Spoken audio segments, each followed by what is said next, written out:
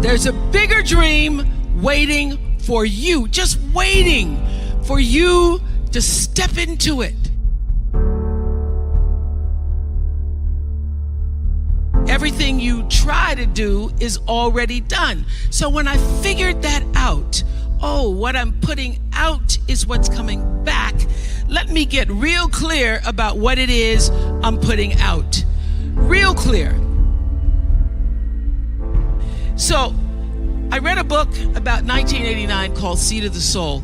And in that book, Gary Zukav talked about the laws of karma, of the laws of cause and effect, the third law of motion.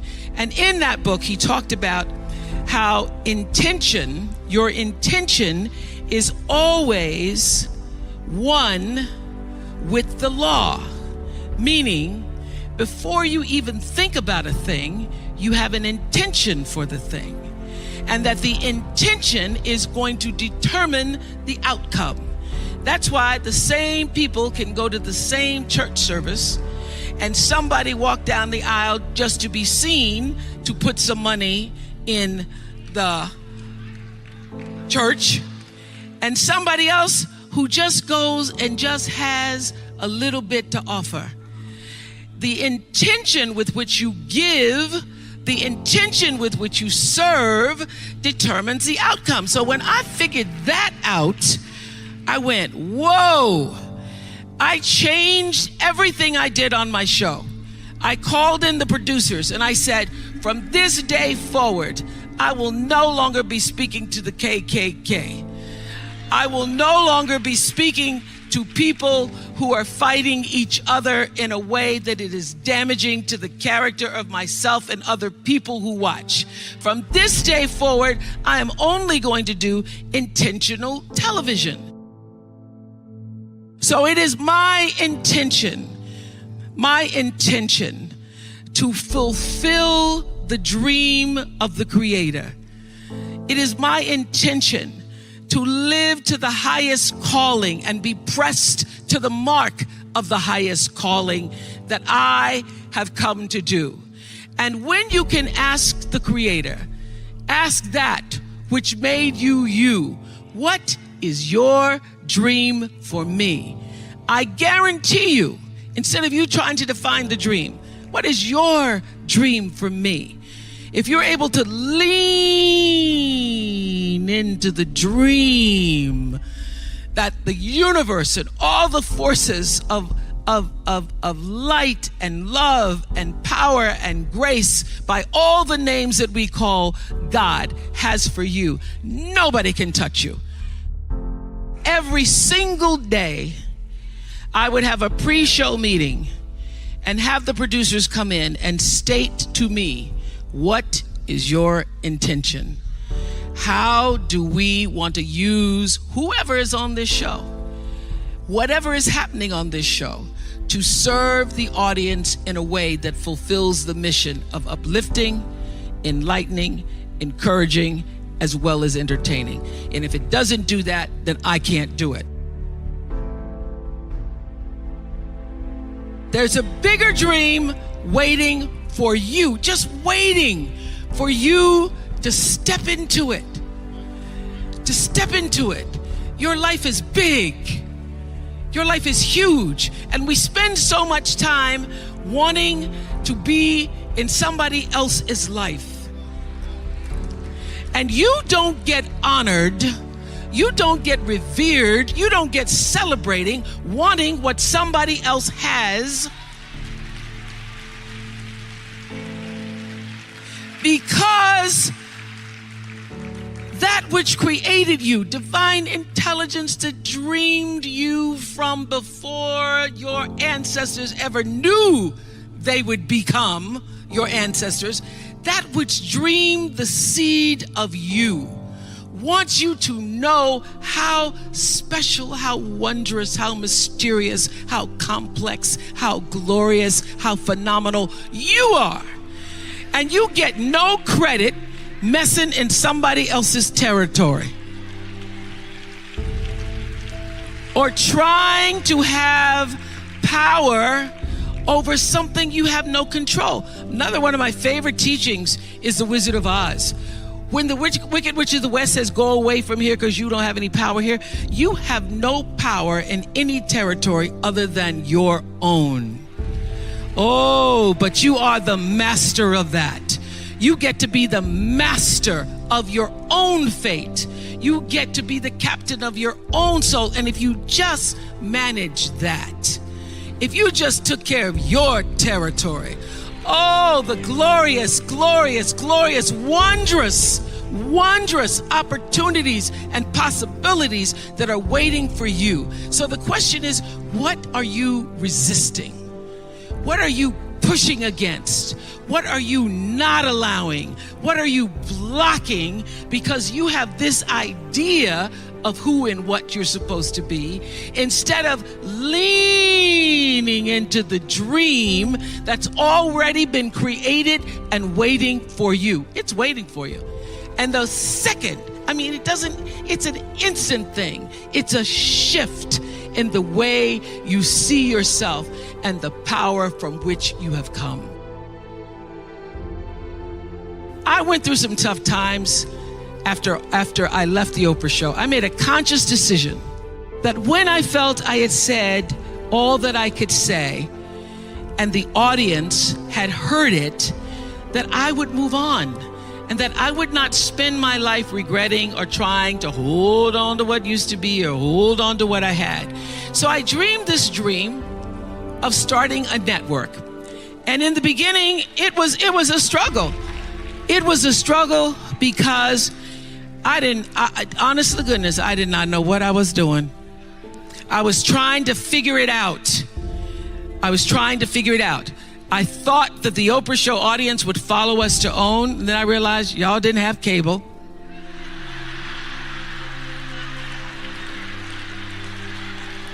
And if you had cable, you did not have the OWN package. So it took me a minute.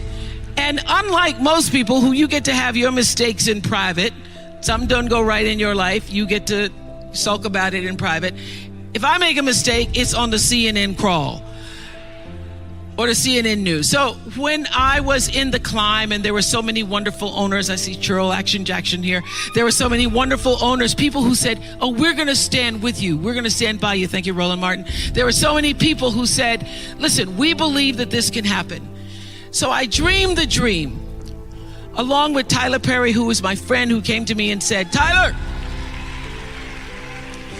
said, I'm going to help you out because Tyler can go home and write a script and direct it, produce it, and shoot it, and do it for less money than anybody in Hollywood. So we started with the foundation of have and have nots.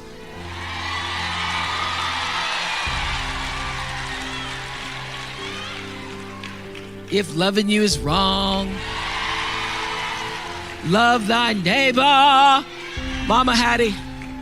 And then I started to dream another dream about scripted television, because in the beginning I was told you couldn't do it. You couldn't do it, didn't have enough money to do it. And I dreamed the dream. I read Proverbs 11:28 that says, those who trust in their riches will fall, but the righteous will rise and thrive like a green leaf.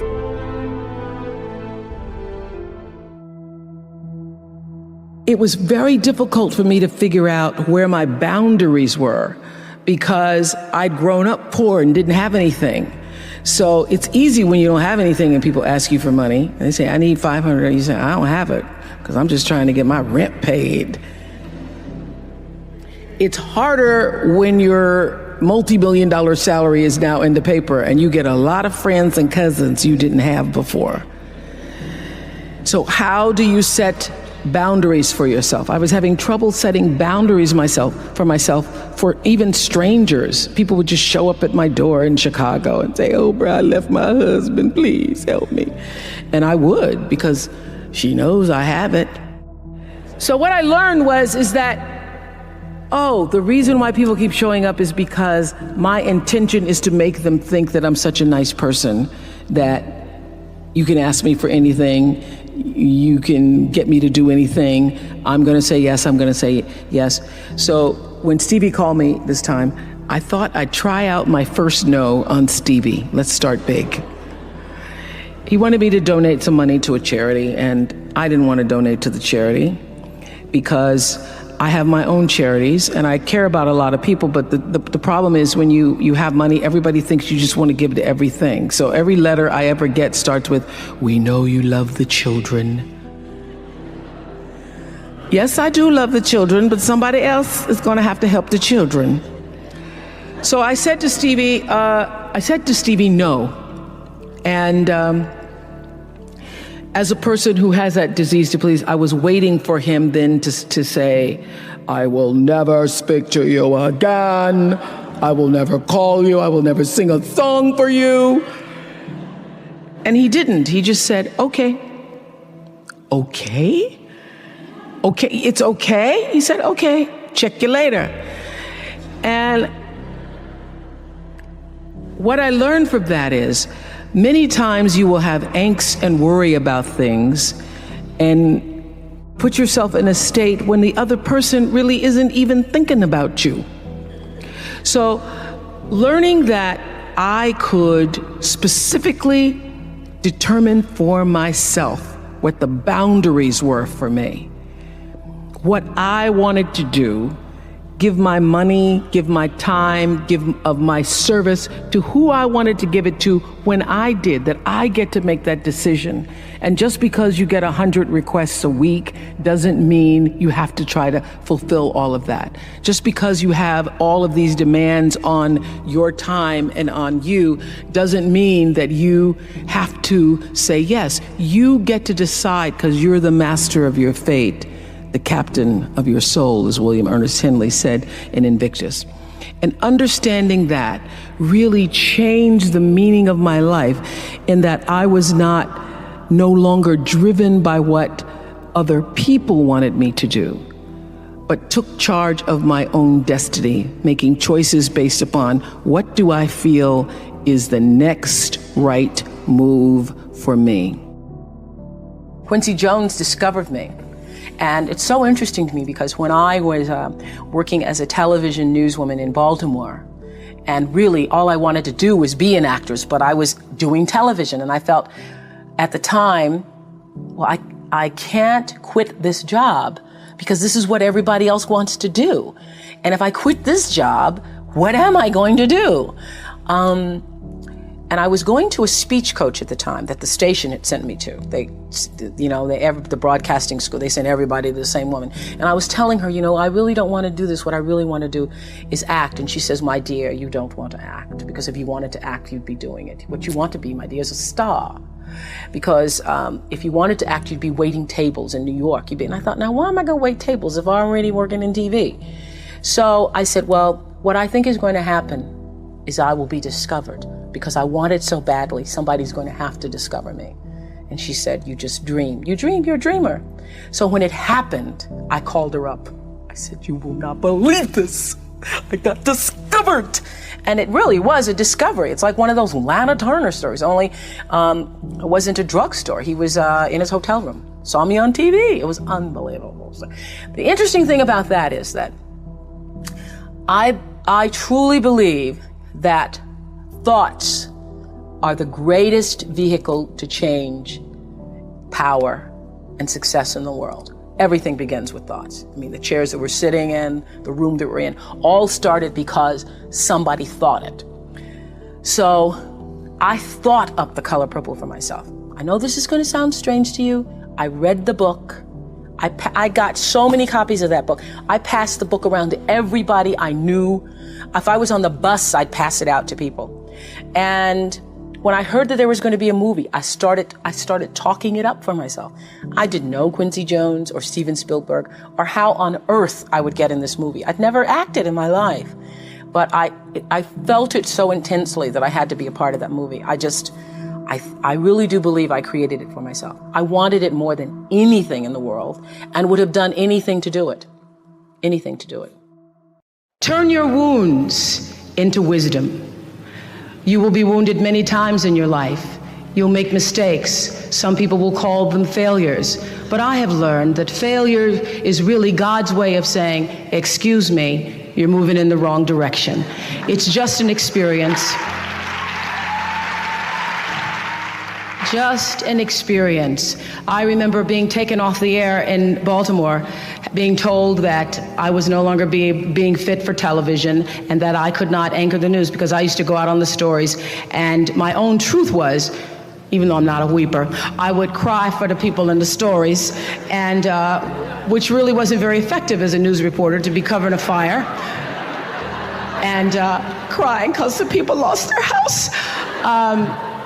And it wasn't until I was demoted as a on-air anchor woman and thrown into the talk show arena to get rid of me that I allowed my own truth to come through. And the first day I was on the air doing my first talk show back in 1978, it felt like breathing, which is what your true passion should feel like. It should be so natural to you. And so I took what had been a mistake, what had been perceived as a failure with my career as an anchor woman in the news business, and turned it into a talk show career that's done okay for me. What drives you to keep working so hard? You and I are in the 60s category. And so when you're in your 60s, you've lived more than you're going to live, realistically.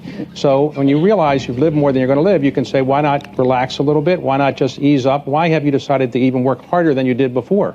Because I think, David, that everybody, the thing that works for me all these years, whether it was the magazine, or which I still have, or whether it was the show, I understood that there's a common denominator in the human experience. And I want the same thing you want, which is the same thing you want and you want. What we all want is to be able to live out the truest, highest expression of ourselves as a human being. That doesn't end until you take your last breath. What is the truest, highest vision that you hold for yourself? No matter where you are in your life, there's always the next level. There's always the next level to the last breath. So I feel that I always knew that I would be done with the show when I felt like, I've said as much as I could say here on this platform. And then how will I be used? I feel that until you have used your value as a human being, you're not done. I first started as a broadcaster. I was 19, very insecure, thrown into television, pretending to be Barbara Walters, looking nothing like her, and still going to college. So I do all my classes in the morning from 8 to 1, and then the afternoon I work from 2 to 10 and did the 6 o'clock news. And would stay up and study and all that stuff, until 1, 2, 3 o'clock in the morning, and then just start the routine all over again. And my classmates were so jealous of me that I remember taking my little $115 paycheck, and at the time I thought it was really a lot, but taking $115 and trying to appease them. I would always, anytime anybody needed money, I was always offering, you need $10, or taking them out for pizza, ordering pizza for the class and things like that. That whole disease to please, that's where it was the worst for me, I think, because I wanted to be accepted by them and could not be, because first of all, I didn't have the time. They wanted me to pledge, and I didn't have the time to pledge. I didn't have the time to be a part of all the other college activities or a part of that whole lifestyle. And it was very difficult for me socially, really one of the worst times of my life, because I was trying to fit in school and be a part of that culture, but also trying to build a career in television. It's very difficult for me to even see myself as successful, because I still see myself as in the process of becoming successful. To me, successful is getting to the point where you are absolutely comfortable with yourself. And it does not matter how many things you have acquired. The ability to learn to say no and not to feel guilty about it, to me, is about the greatest success I have achieved. The fact that I have, in the public side, done whatever is fine. It's all a part of a process for growing for me. But to me, to have the kind of internal strength and internal courage it takes to say, no, I will not let you treat me this way, is what success is all about. It's the same thing that prevents you from being abused as a child, that prevents you from being abused as an adult, that allows you to build success for yourself. I will not be treated this way. I demand only the best for myself. You are worthy to say no. That it's okay if you say no. It's okay if you say no and then people don't like you. That's really okay. The important thing is how you feel about what you're doing, how you feel about yourself. It's a long struggle, though. It's a long struggle. And I'm just hoping that, in the work that I do on the show and the speaking that I do around the country, and that young people who are watching this can get the lesson sooner than I did. Because it's painful, because you keep repeating it over and over and over until you get it right. And what I found is that every time you have to repeat the lesson, it gets worse. Because I call it God trying to get your attention, the universe trying to get your attention. So we didn't get your attention the first time, so we're going to have to hit you a little harder this time. So I'm still doing it. I'm still learning. Create the highest, grandest vision possible for your life, because you become what you believe. When I was a little girl, Mississippi, growing up on the farm, only buckwheat as a role model, watching my grandmother boil clothes in a big iron pot through the screen door because we didn't have a washing machine and made everything we had. I watched her and realized somehow inside myself and the spirit of myself that although this was segregated Mississippi and I was colored and female, that my life could be bigger, greater than what I saw. I remember being 4 or 5 years old. I certainly couldn't articulate it, but it was a feeling, and a feeling that I allowed myself to follow. I allowed myself to follow because if you were to ask me what is the secret to my success, it is because I understand that there is a power greater than myself that rules my life. And in life, if you can be still long enough in all of your endeavors, the good times, the hard times, to connect yourself to the source. I call it God. You can call it whatever you want, to the force, nature, Allah, the power.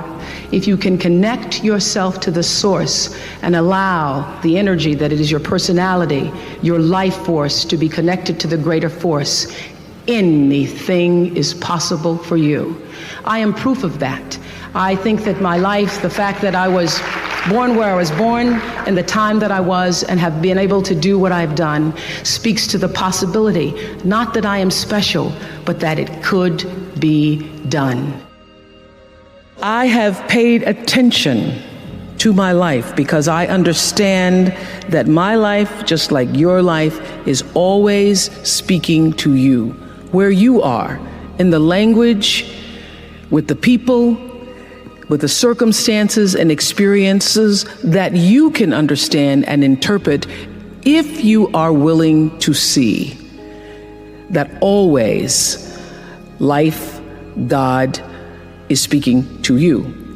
Now, it took me a while to actually really get this and to understand it, but once I did, I started paying attention to everything. And one of the reasons why I can now accept the fact that I can offer my gatherings of information and wisdom and call myself a spiritual teacher is that every single person who ever came on my show, and I hear there's like 37,000 guests I've talked to, a lot of them came from dysfunction and a lot of them wouldn't appear to be teachers, but every one of them had something to say that was meaningful and valuable and that I could use to grow myself into the best of myself, which is what all of our jobs are. Your number one job is to become more of yourself and to grow yourself into the best of yourself. I remember when I started the school and I said to my beloved friend, Maya Angelou, I said, Maya, I'm just so proud that I was able to create the school. And I said, this is going to be my greatest legacy. And Maya said to me, you have no idea, because your legacy is every life you've touched. And that shifted the way I saw legacy or what you leave behind or what you do. Because Maya was explaining to me that, over all the years of watching your show, everybody who decided that they were going to go back to school or lose weight or no longer hit their children or get out of a bad marriage, all of those people who have seen and experienced your voice And the same thing with everybody here. Your legacy is every life that you've touched. And we like to think of it. I know you have done amazing things with your philanthropy. We like to think that these great philanthropic moments are the ones that leave the impact or will make the huge difference in the world. But it's really what you do every day. It's how you use your life to be a light to somebody else's, and it's how you use your work as an expression of your own art, whatever that is. Close your eyes for a moment, will you please? And breathe with me. Just close your eyes. And if you will, put your thumb to your middle finger and gather your other fingers around. And let's feel the vibration and pulse of your personal energy as you take 3 deep breaths with me. Inhale. And as you exhale, just feel the vibration, energy, blood pulsating through your body, through you. And another inhale.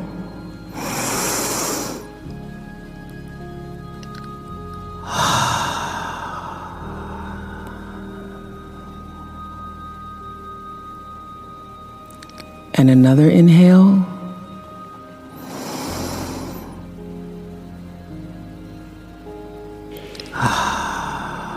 And keep your eyes closed. And let's just think about this day. This day that you have been graced to breathe in and out thousands of times. This day where many of those breaths were taken for granted. You just expected the next one to come. But the truth is, there's no guarantee that the next one comes. This day, how you started your day, what your thoughts were this morning, how you've carried yourself through this day, how you've been allowed to have encounters and experiences, some challenging, some more life-enhancing, that pushed you forward another day of being here on the planet Earth as a human being. Let's just think about that. After all you've been through, in this day alone, and the many days and years past,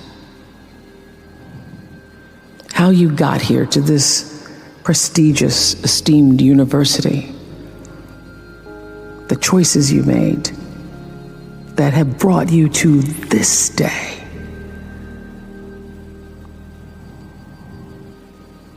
Open your heart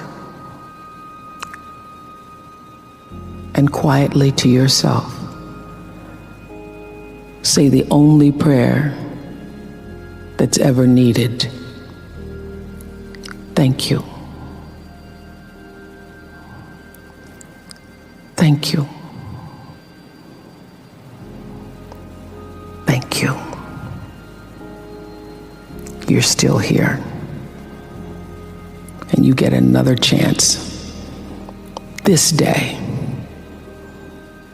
to do better and be better. Another chance to become more of who you were created and what you were created to fulfill. Thank you. As I've grown older, I've learned to appreciate living in the moment, and I ask that you do too. I'm asking this graduating class, those of you here, I've asked all of my viewers in America and across the world to do this one thing. Keep a grateful journal. Every night, list 5 things that happened this day, in days to come, that you are grateful for. What it will begin to do is to change your perspective of your day and your life. I believe that if you can learn to focus on what you have, you will always see that the universe is abundant and you will have more.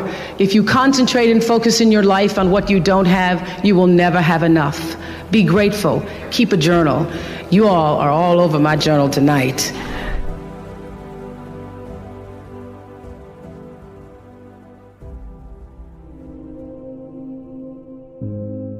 Your real job in life is to figure out what it is you are called to do. And you use a job until you can figure out what the calling is. Because a job is necessary to survive, and you live in a world where so in my early days, I had a job. I had a job until I could figure out what it was really, what that gave my life its purpose and meaning. And I'd gotten demoted in my job in Baltimore as an anchorwoman because as they hired me, and then they decided I was the wrong color and I was the wrong size and I was the wrong, I had lots of problems, and they were trying to take me off the air. And they put me on a talk show one morning because they didn't know what to do with me. But I felt like this is what I'm supposed to do. All these years I've been misplaced in news. But the moment I did that talk show, I felt like, oh, I can be myself. And that was August 14th, 1978. And that was the beginning of fulfilling the calling. If you can find what is your passion, if you find what you love, you never get tired. Or if you do get tired, you're fueled by the energy of your work. So I know that I'm doing exactly what I'm supposed to be doing at this time. I also know that what this show can do in terms of being a voice in changing the world, it's just the beginning of what this show can do. It's fun to do things like this, but and it's necessary to do things like this in order to be able to do the bigger, grander things, to change what happens to the face of children in Africa, for example, what happens to education with kids in this country. So I believe that that what has happened to me is really the beginning of the greater passion to come. But if you find out what you're supposed to do, and you know what you're supposed to do by how it feels, and so you know if you're doing the right thing, if it feels like it's right to you. And when you hit the thing that feels right, when you know it's the right thing, you know it's right because it gives you your juice, and you know it's right because you would do it for nothing. You would do it for nothing and find a way to be able just to do it in order to be able to continue. That's how you know you're doing what you're supposed to be doing. There were many days that I sat in my chair across from 1 or 2 or 5 or 6 or 7 people, and I would be so frustrated because I just wanted to shake people sometimes and say, why didn't you pay attention to your life? I said on the show, probably the producers tell me that they counted 33 times, but I know I thought it at least 1,000 times. I would say listening to your life as it whispers to you first, so that it does not have to knock you upside the head with a brick or come crashing down on you as a brick wall, is one of the greatest principles of life, because there are many things that happen in life that are beyond our control. Natural disasters, death, unexplained events. But there are also many, many, many things in life which we can control and become out of control because you're just not paying attention. You are sleepwalking through your life. And I have seen this so many times on the show. I wanted to take the guests and go, would you just pay attention? So this is what I've learned and how I've explained it to myself. Life whispers to you all the time. Your life is speaking to you all around, from the time you wake up in the morning and every single experience that's coming into your personal space, into your physical space. All of those experiences are speaking to you. They're telling you something about your life and about your circumstances. It whispers, and if you don't get the whisper, the whisper gets louder. If you don't get the whisper when it gets louder, it gets, I call it like a little pebble, like a little thump upside your head. When I was a kid, if I was doing something my grandmother didn't like, she'd just turn around and thump me. She wouldn't even look at me. She'd just give me a thump, and I'd know that's my cue to stop it, or we're gonna get worse. The whisper is the message, the pebble or the thump upside the head. Usually it's gone into a problem. You don't pay attention to the problem becomes a brick upside your head. The brick upside your head is a crisis. You don't pay attention to the brick upside your head. The crisis turns into a disaster, and the whole house brick wall comes falling down. Many of you, as I have been, as I am, are where you are in your life based upon what you believe. And it's not just what you think you believe on the surface, it's also your shadow beliefs that are holding you back from moving into the life that you believe you deserve. What I know is if you're not looking at the shadows, if you're not looking at what is subconsciously running through the tape in your mind, telling yourself you're not good enough, you're not worthy enough, you're not smart enough, you're not enough, which is a tape that's playing for a lot of people. If you're not conscious of that, then you end up acting out of that belief system and not out of what you know to be the truest or want to be the truest for yourself. But you don't become what you want, because so much of wanting is about living in the space of what you don't have. So if you start to think about that, really, why are you where you are in your life? The choices that you have made have been because of what you believe to be true for yourself. But I have always had the deep understanding for myself that if anything was going to move forward in my life, that I was going to have to be responsible for making that happen. And I know that to be true now and can articulate it as you are responsible for your life. And if you're sitting around waiting on somebody to save you, to fix you, to even help you, you are wasting your time, because only you have the power to take responsibility to move your life forward. And the sooner you get that, the sooner your life gets into gear. This is what I know from doing 25 years and thousands of interviews on the Oprah Show. It does not matter where you come from. I have seen people come out of the desert, walk across the desert, being born in the most dire of circumstances. Doesn't matter what your mama did, whether she did or had a PhD or no D. What matters is now, this moment, and your willingness to see this moment for what it is, accept it, forgive the past, take responsibility, and move forward.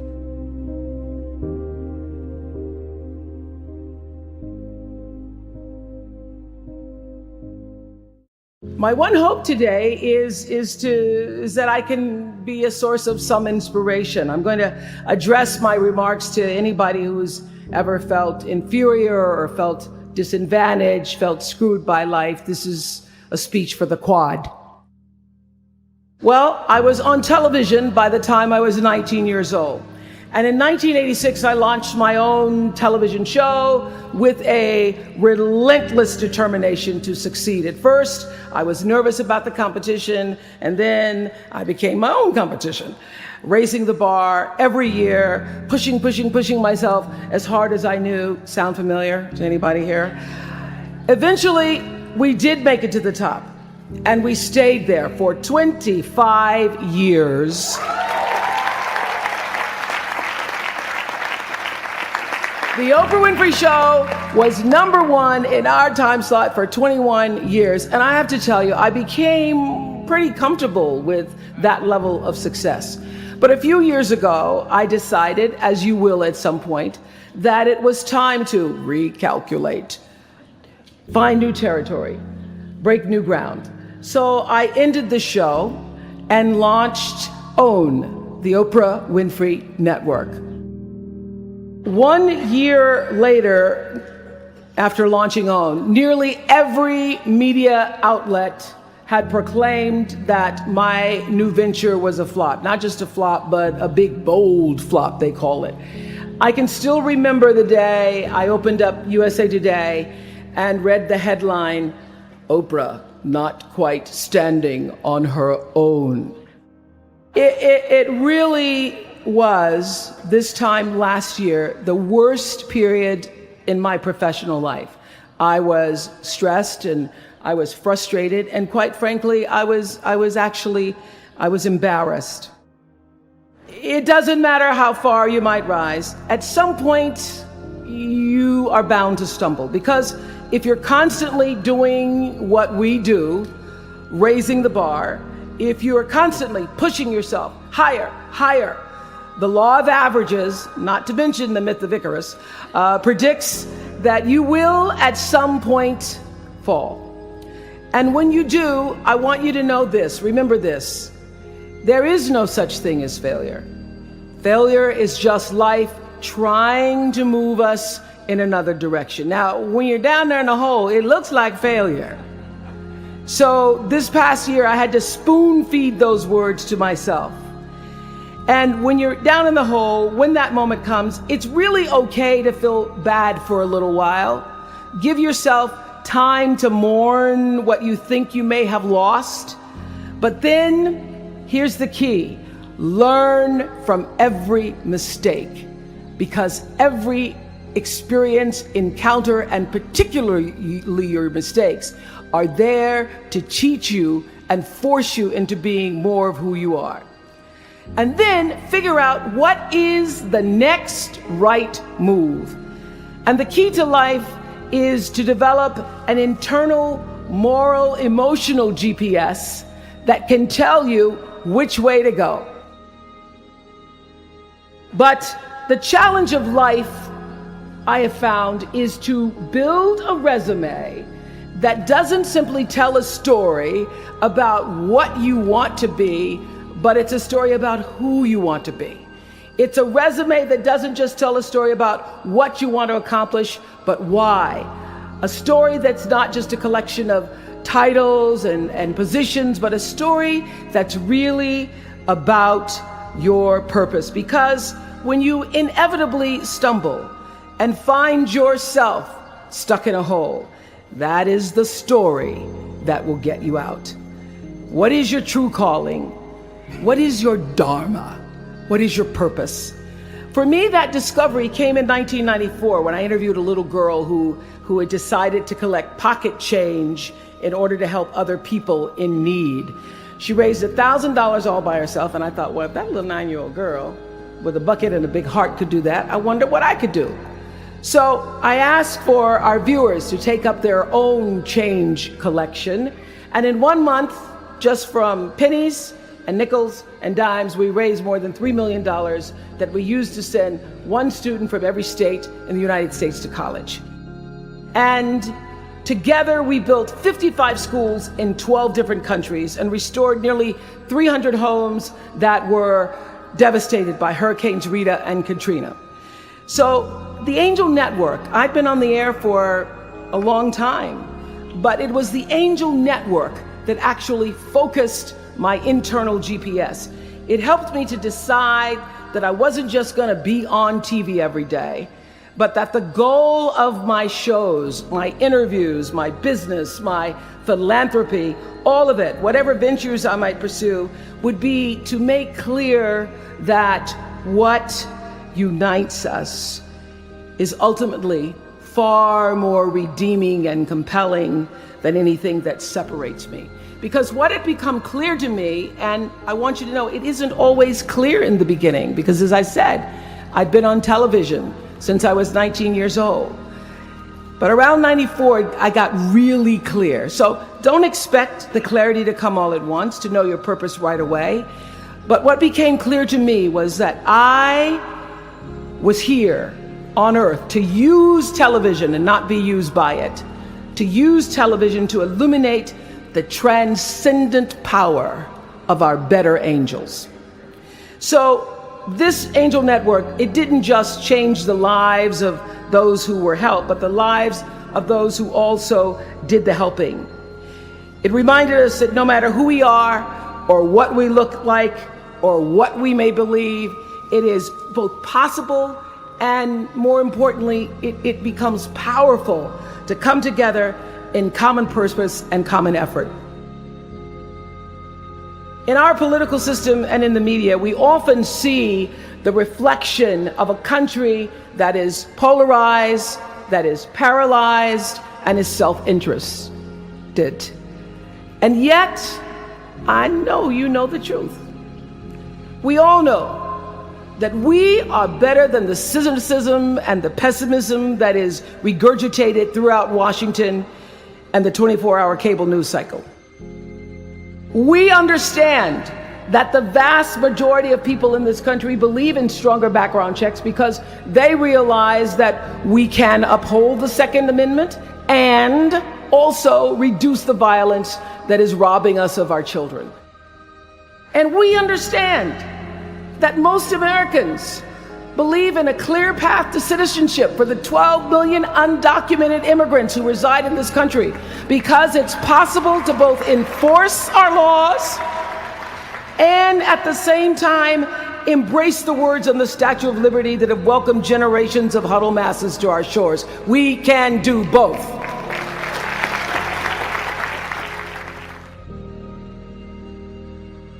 The point is, your generation is charged with this task of breaking through what the body politic has thus far made impervious to change. Each of you has been blessed with this enormous opportunity of attending this prestigious school. You now have a chance to better your life, the lives of your neighbors, and also the life of our country. When you do that, let me tell you what I know for sure. That's when your story gets really good. Maya Angelou always says, when you learn, teach. When you get, give. That, my friends, is what gives your story purpose and meaning. So you all have the power in your own way to develop your own angel network. And in doing so, your class will be armed with more tools of influence and empowerment than any other generation in history. I did it in an analog world. I was blessed with a platform that at its height reached nearly 20 million viewers a day. Now here in a world of Twitter and Facebook and YouTube and Tumblr, you can reach billions in just seconds. I know you all understand better than most that real progress requires an authentic way of being, honesty, and above all, empathy. I have to say that the single most important lesson I learned in 25 years talking every single day to people was that there's a common denominator in our human experience. Most of us, I tell you, we don't want to be divided. What we want, the common denominator that I found in every single interview, is we want to be validated. We want to be understood. I've done over 35,000 interviews in my career. And as soon as that camera shuts off, everyone always turns to me and inevitably in their own way asks this question: was that okay? I heard it from President Bush. I heard it from President Obama. I've heard it from heroes and from housewives. I've heard it from victims and perpetrators of crimes. I even heard it from Beyonce and all of her Beyonce-ness. She finishes performing, hands me the microphone and says, was that okay? Friends and family, yours, enemies, strangers, in every argument, in every encounter, every exchange, I will tell you, they all want to know one thing. Was that okay? Did you hear me? Do you see me? Did what I say mean anything to you? So whether you call it soul or spirit or higher self, intelligence, there is, I know this, there's a light inside each of you, all of us, that illuminates your very human beingness if you let it. No matter what challenges or setbacks or disappointments you may encounter along the way, you will find true success and happiness if you have only one goal. There really is only one, and that is this: to fulfill the highest, most truthful expression of yourself as a human being. You want to max out your humanity by using your energy to lift yourself up, your family, and the people around you. Theologian Howard Thurman said it best. He said, "Don't ask yourself what the world needs. Ask yourself what makes you come alive, and then go do that. Because what the world needs is people who have come alive." From time to time, you may stumble, fall. You will for sure, count on this, no doubt, you will have questions and you will have doubts about your path. But I know this: if you're willing to listen, to be guided by that still small voice that is the GPS within yourself, to find out what makes you come alive, you will be more than okay. You will be happy, you will be successful, and you will make a difference in the world.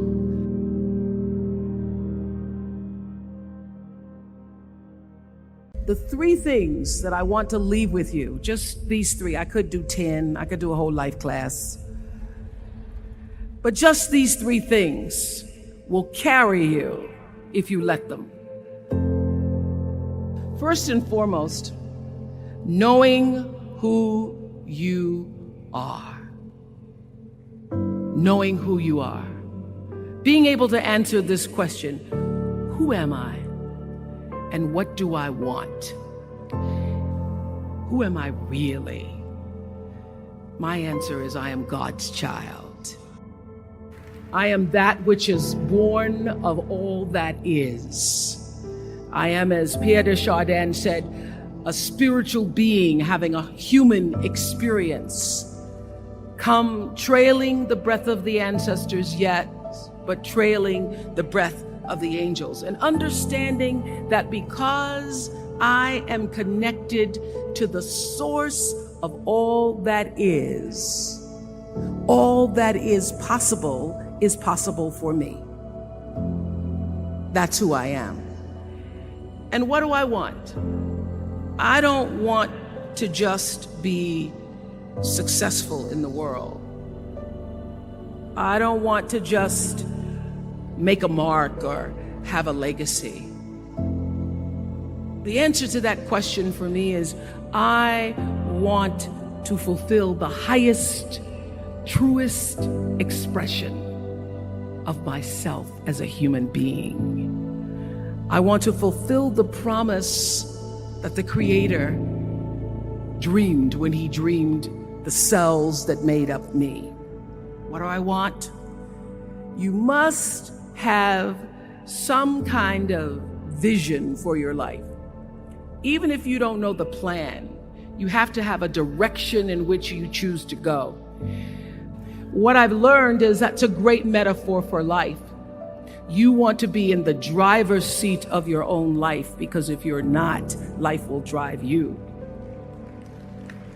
So, knowing who you really are in this space and time that we embody. That's number one. What do you want? Who are you? Number two, you must find a way to serve. Martin Luther King said that not everybody can be famous, but everybody can be great, because greatness is determined by service. Now, we live in a world where everybody wants to be famous and where we admire people for just being famous. We think being known brings us value. The truth is, all of that will fade in time. In 3 years, you won't be able to name the housewives of Atlanta. The real truth is that service and significance, service and the significance that you bring to your service is that which is lasting. So to be able to, whatever your occupation or job or talent or gift is, our honorees today getting doctorate degrees, to apparently opposite fields, HIV and AIDS and the spoken word. But what they have in common is service, using the spoken word in service to community and the world, using your knowledge and information about HIV and AIDS and medicine in service to the world. And if you look at all the most successful people in the world, whether they know it or not, they have that paradigm of service. Everybody's talking about Mark Zuckerberg.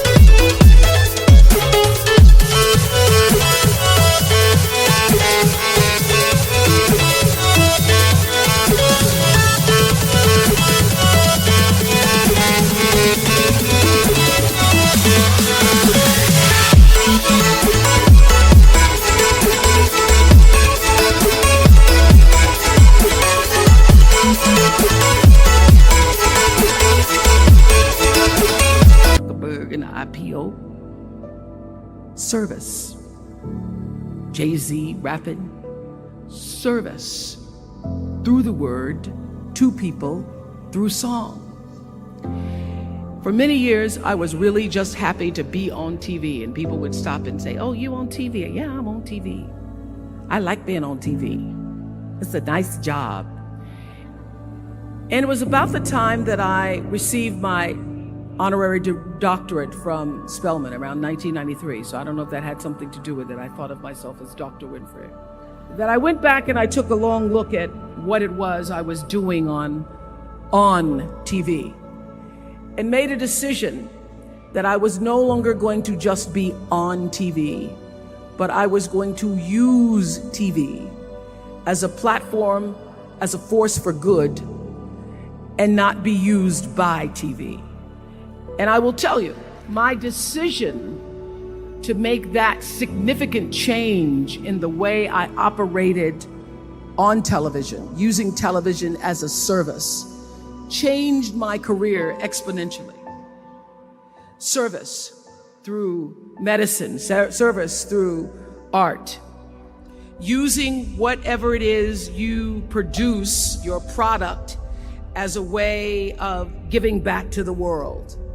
When you shift the paradigm of whatever it is you choose to do to service, and you bring significance to that, success will, I promise you, follow you. Service and significance equals success.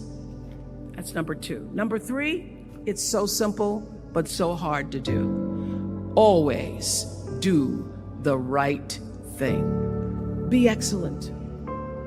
People notice. Think of how you notice. You go to Taco Bell, somebody gives you an extra napkin and some sauce. You notice. You want to go back to that person, because even at Taco Bell, excellence shows itself. Be excellent. Let excellence be your brand. Everybody talks about building a brand. I never even knew what that was. When people would say, "You're a brand," I would say, "No, I'm just Oprah." What I recognize now is that my choice to, in every way, in every example, in every experience, to do the right thing and the excellent thing is what has created the brand. And what I know is that when you are excellent, you become unforgettable. People remember you. You stand out. regardless of what it is. You become an unforgettable woman.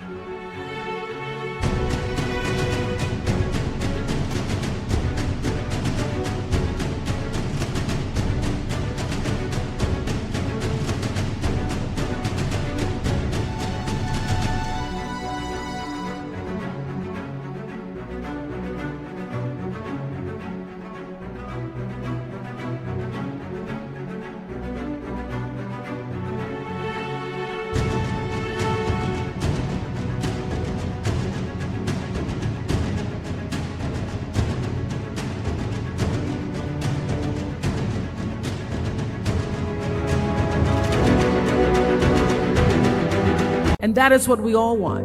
We want to be unforgettable and not forgettable. So doing the right thing, even when nobody knows you're doing the right thing, will always bring the right thing to you. I promise you that. Why? Because the third law of motion is always at work. For every action, there's an equal and opposite reaction. That is so true in all of our lives. You just have to do the right thing, and the right thing will follow you even when people don't support it. I remember many times on my show, there are many shows y'all never saw. And the reason you didn't see them is because I got the last vote. And I remember 2010, my team, hardest working team in television, had done this interview with a woman who turns out she was a Sunday school teacher by day and a sex addict at night. And they were like, you won't believe it. We got her going out, we got her with the men, and we get to show her, and she was willing to show us everything. I sat down with a woman for an interview that was taped. And during the process of the interview, I said, why are you doing this? And she said, oh, I want to help people. I want to tell my story and I want to help people. I said, do you have children? She says, yes, I have a 10-year-old son. I knew right then, this is never going to see the light of day. So we got off the air and I said to the lady, we are not going to air that show. And she said, why? My producer said, why? She knew she was being filmed. She knew what she was saying. She knows what you... I said, because her son will never get over it. Her son will never get over it. And it's not worth a rating point to me. Not worth a rating point to me to know that there's a 10-year-old boy who's destroyed because his mother went on the Oprah Winfrey show and told all her business. You do the right thing, even when other people think it may not be. And oftentimes, when you make a decision to do the right thing, immediately you're faced with doubt. Was that the right thing? Was that the right decision? I don't know, was that the right thing? You always know it's the right thing, when in the end, there is peace. You are rewarded by peace in knowing that you did the right thing.